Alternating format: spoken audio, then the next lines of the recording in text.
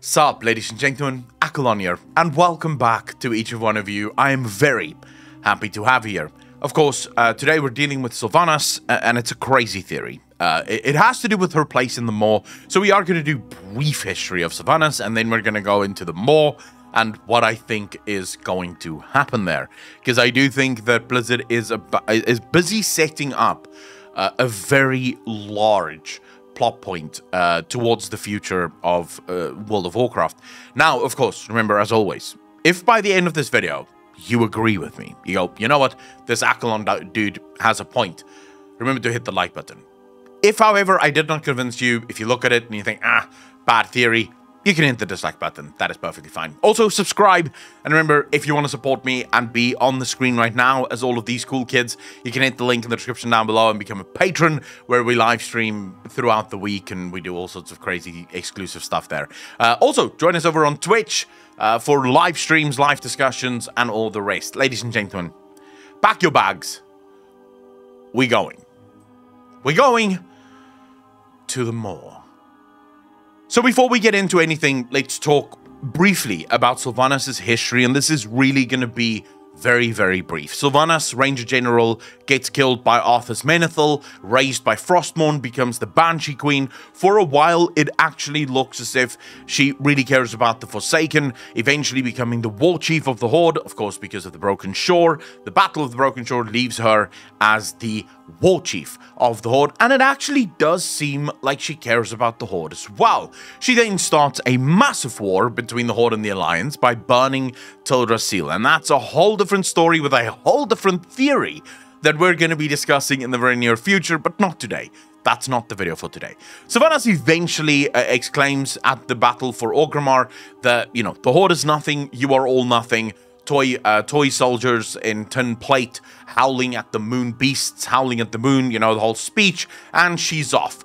We eventually, as loyalists, go to her island, where she tells us, when next you see me, you will understand. Sylvanas, of course, believes herself to be the partner of Zuvul, and all throughout the Shadowlands, we deal with Zuvul and Sylvanas and their plan. They, of course, capture Anduin, and there's a number of amazing cinematics that take place and really set up the relationship between Sylvanas and Anduin, not as captor and captee, as it were, but as equals. The way they discuss things, even though, yes, Anduin is the captee or the captive, and Sylvanas is the captor, there is almost a debate between equals that is taking place. Of course, Anduin eventually gets dominated, and as you all know by now, the infamous line, "I will never serve."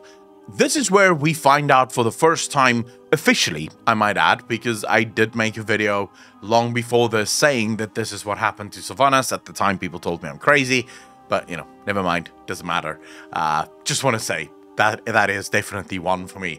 But okay, so Sylvanas' soul is reunited, and she goes through a lot in order to deal with this. In fact, she's still dealing with it, which is actually something that I do want to give Blizzard a lot of credit for. Oftentimes, I criticize Blizzard for skipping too quickly, for basically having a big event, and then 2 minutes later, it's as if that big event never even happened. However, this time around, every subsequent cinematic that we've seen of Sylvanas shows that pain, that struggle that she is still in, trying to deal with this reunited Banshee Queen, right? Or Ranger General, or Sylvanas, if you will, because she doesn't know really who she is. She's got these two parts within her.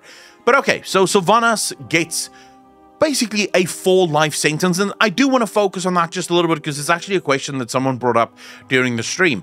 Sylvanas is tasked with finding all of the souls that she had sent to the Maw. Now, some people have said, well, actually, it could be interpreted that Sylvanas is tasked with finding all of the souls within the Maw that she and Zuvul was responsible for. So this might mean Sylvanas will be there for a very long time, because her job effectively is to cleanse the entirety of the Maw of souls.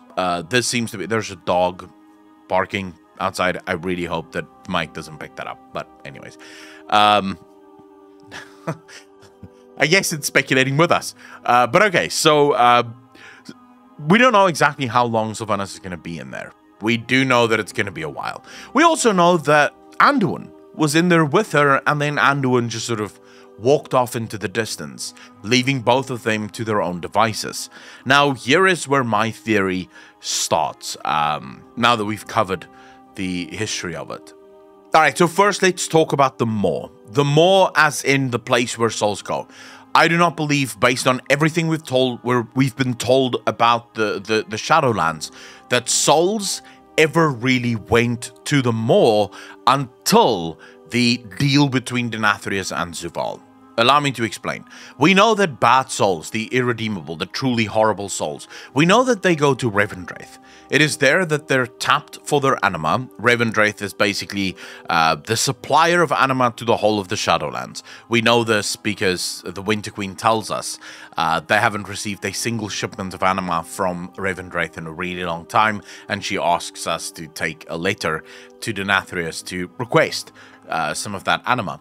Okay, so we know that this is what Revendreth does. We're then told that, you know, if a soul is found to be truly irredeemable, they'll throw it into the Maw. Which doesn't make a whole lot of sense, considering that this is the place where they basically tap the anima reserves of all souls, you know, all the bad souls, until they repent, and then they can go basically to any afterlife they choose. Why would they throw souls into the Maw? We know that souls can regenerate their anima over time, so why would they throw souls into the Maw? Their job is to tap anima, right? It's to create more and more anima. So I think that the original purpose of the Shadowlands had souls basically either repenting and then being able to choose whichever afterlife they want, or they would just remain within Revendreth for all eternity and basically be tapped for all eternity for their anima, and then Revendreth supplies the Shadowlands with the anima that it requires for its day-to-day duties. But this then leaves a pretty big question. What is the Maw? And more specifically, why does the Maw have a jailer? The Maw is an inescapable prison. Now, some of you might go, Accolon, didn't every single being almost escape from the Maw? And yes, you are correct, but I do think I have a theory to explain that. So it's sort of twofold. One, we know that the Mawsworn always had the ability to escape. That's most likely why they were created. Remember, Zuvul managed to turn his chains, the very things that chained him to the Maw, into a weapon. So it's also plausible, and not even plausible, possible, that Zuvul, through this mastery of domination, also figured out weaknesses within the Maw's walls. This does not mean, however, that just a normal prisoner within the Maw, a normal mortal soul that was condemned to the Maw, would ever be able to figure out a way out, right? Without the help of Zuvul, it most likely wouldn't happen. But I think the reason the Maw eventually became the escapable prison is because of us. Because we found a way to leave through the relic of the first ones. This is what allowed Zuvul to figure out how to get all of his forces in and out. So we opened the way. Those relics that we see that we activated, they serve as a portal. It's a two-way street. If you can come in, you can go out, right? The door is not just one way. So it was a calculated risk. Blizzard sort of failed to highlight this within the game, and I wish they would have, but I believe that's fairly obvious to everyone that really thinks about it. You can't have a door that just opens one way. That door is open, we can come in, that means they can get out. So it was a calculated risk. We needed to stop him. To stop him, we needed to go into the Maw, but this also meant that he had an opportunity to get out. Okay, so that being said, let's talk about the Maw. If it is true that the Maw was never actually meant to house mortal souls, then the jailer being the jailer doesn't make sense. But even if the Maw was meant to hold mortal souls, the jailer being the jailer makes no sense. This is an inescapable prison. It's a world that no one can get out of. You don't need a jailer. You don't need anything for it. So what was the jailer jailing? More to the point, The Maw is not just a singular prison. There is a prison within a prison. As we discussed during the Patreon live stream 2 weeks ago, I think, the Maw is a maximum security prison. Within the Maw, you have Torghast, which is a maximum security prison. So you have a maximum security prison within a maximum security prison. Why? What is the purpose of that? Well, hopefully Alex will have B-roll of this on the screen, but take a look at the Maw. Just take a look. Take a look at the landscape. Take a look at the skybox. It's broken. It's broken apart. If you look, there are walls that once stood. Walls of a city, walls of a prison, walls of something. But these walls are sort of broken off and twisted into the air. It looks as if it's barely hanging on. The Maw looks like a piece of land that is either falling apart, so it's deteriorating, or it was ripped apart. Ripped apart by something. Now I want to take you back to the cinematic, the final cinematic with Zuvul. Zuvul tells us that there is something far greater than him,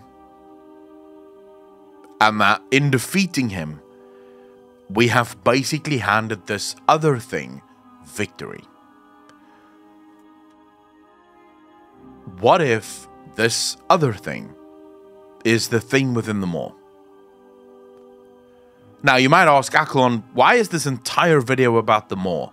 Well, we'll get to the Sylvanas part of the speculation, but in order for the speculation of Sylvanas to make sense, we have to focus on the Maw first and foremost, because, well, it's the most important part of the speculation. The Maw has a maximum security prison within a maximum security prison. You only build a prison like this if you're trying to keep something in that is far greater than a couple of mortal souls. I'm sorry, I just don't buy that Torghast is built for mortal souls. Why would you require something like this? It would not be necessary.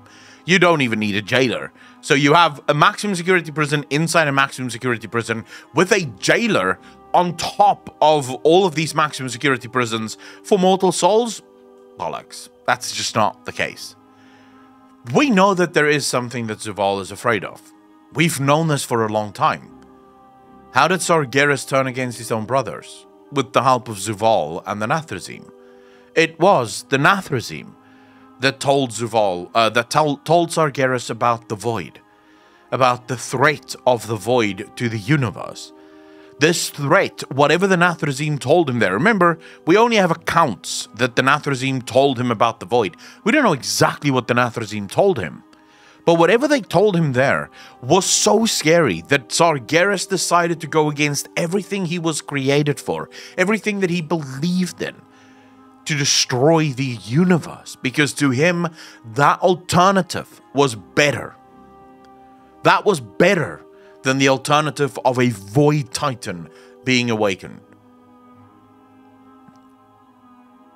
Let's go the obvious route, and let's say that Zuvul is afraid of the Void himself. If you look at the Maw, and you look at what's happening within the Maw, it looks like a great battle took place there. Something happened there. I don't know what, but I do have theories.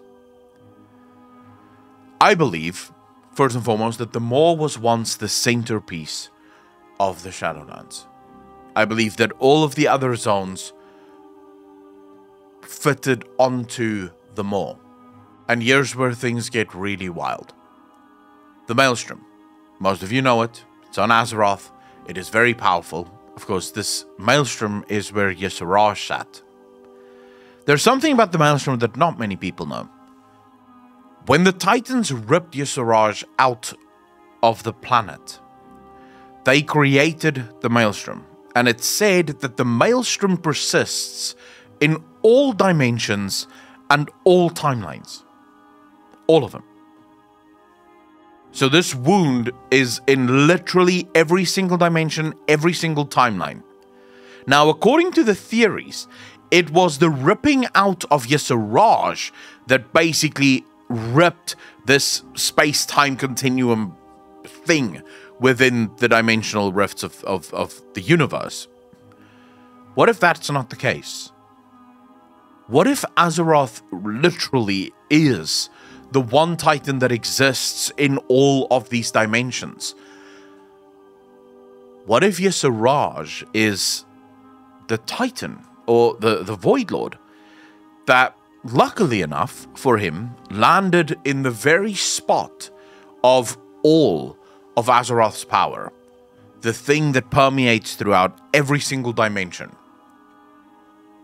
And more importantly, what if this spot gave Yisaraj access to the Shadowlands, to the Maw? So even though the Titans ripped out Yisaraj in our timeline, in our dimension, Yisaraj is still alive in all others. He still exists in all of the other timelines and dimensions. What if Torghast was built as his prison, the same way that the Titans imprisoned the old gods? What if Torghast was the Eternal Ones and their attempt to imprison Yisaraj? Eventually realizing that his power is too great, they decided to rip not only Yisaraj out of the planet, but the entire planet, the entire Maw, out of the Shadowlands, cast it off to the side, and hope that he never gets out. It's the only thing that makes sense. It's the only thing that explains why Torghast is as incredibly powerful as it is. Why Torghast stands the way that it stands, and why it works the way that it works. A prison that constantly changes. It's never the same. What else? Why would you build a prison that basically accounts for every truth?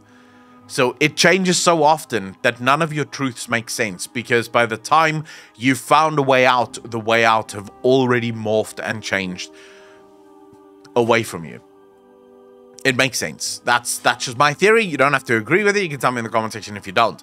But okay, so now that we've sort of laid the groundwork for all of this, and if you guys want a video explaining this in a lot more detail, please let me know, because I'd love to dive into this more. But, you know, for the purposes of this, what you need to know is my theory suggests that Zuvul lies at the center. Not Zuvul. Yisaraj lies at the center of the Maw. And he is biding his time to get back out. This, by the way, explains why Yogg-Saron called himself the God of War. Because I believe that the old gods are all connected. With Yisaraj still alive in the other timelines, the old gods N'Zoth and Yogg-Saron would have had access to the Shadowlands through their brother Yisaraj, or sister. They don't really have genders. They're weird. But through them, they would have had access. And I think that's the thing that scared the shit out of Zuvul. Sylvanas. Like I said, if you want more about that theory, if you want me to deep dive that even more, I can absolutely do that for you, because I do actually have a full-fledged theory around that. But for the purpose of this discussion, let's get back to Sylvanas. Now that we know that there is something within the Maw, remember, we don't know that there is something within the Maw. The Eternal Ones keep almost everything to themselves. They only speak when it is absolutely necessary. They believe that their prison is working. Zuvul's final words to us after we defeated him would suggest that the prison may not be as secure as they believe it to be. Sylvanas will make multiple trips into Torghast, multiple trips into the Maw. Deeper and ever deeper, she will wander that world. She's conflicted. She's hurt. She's trying to figure out who she is. If she will not be corrupted by Yisaraj, she may discover him. Now, the corrupted storyline is one that would be interesting, but also one that would be tragic. We've just dealt with a quote-unquote corrupted Sylvanas. I don't think many of us would want to go back there. But it is an interesting storyline nonetheless. One that I think deserves at least some discussion, you know? I believe it to not only be plausible, but actually highly likely that as Sylvanas ventures deeper and deeper into Torghast, deeper and deeper into the pits and the bowels of the maw, that she will discover an ancient evil nestled at the very bottom of the maw. And again, look at the maw. Please do yourself a favor. You have walls being ripped into the sky. There's portions of the maw that sort of end very abruptly. It's like there's a road here, but then the road just ends. And then if you look over the side, the road continues, but the piece is completely broken off. Like, you can't actually get there. So clearly, the maw was once very, very different. Something happened to this landscape. There's something inside that fucking place, and Sylvanas is about to meet it. The question, of course, is, will Sylvanas warn us and tell us that this is happening? Will we believe her when she tells us that there is something within the maw that is scary as fuck? Or will Sylvanas be corrupted by it to return as its warrior? The same can be said for Anduin. If I am correct, then Anduin is indeed wandering the maw, trying to figure out who he is. It might be Anduin that stumbles upon this ancient evil that lies at the center of the maw. Either way, the future story that is attached to this is beyond interesting, because it allows us, hopefully, to see a Siraj. If not, it opens the door to a Void corrupted expansion, an expansion where the Void Lords are finally being seen, and there is some level of the Whispers coming back. I'm always a fan of more Whispers, and the Void loves Whispers, so it would be cool. It means that the story of Sylvanas is not yet over. The only question we have to ask ourselves really is, how long do you believe Sylvanas will be on the back burner before she makes her return? Yeah. That's it. I think that's where I'm going to leave this. I realize that most of you might think, Acklon, this was more about the maw and less about Sylvanas, but remember, we are talking about Sylvanas' future, and Sylvanas' future, I believe, is tied to what is happening within the maw. If you agree with this theory, if you think that this theory has any sort of evidence, any sort of credence or credibility, please remember to hit the like button, hit that subscribe button, and you can hit the dislike button if you thought I was just talking out of my ass, which is what I basically do. I just have some facts and evidence that allows me to talk out of my ass. But it is technically pulled out of my ass because obviously it's speculation. That's what this is. You can be one of the cool people on the screen right now, simply by becoming a patron. Click the link in the description down below, or become a YouTube channel member, or join us over on Twitch, where we live stream, discuss stuff, have some fun. I'd love to see you there. Ladies and gentlemen, as always, be kind to each other, be good to each other, and I will see all of you in the next one. Peace out, fam.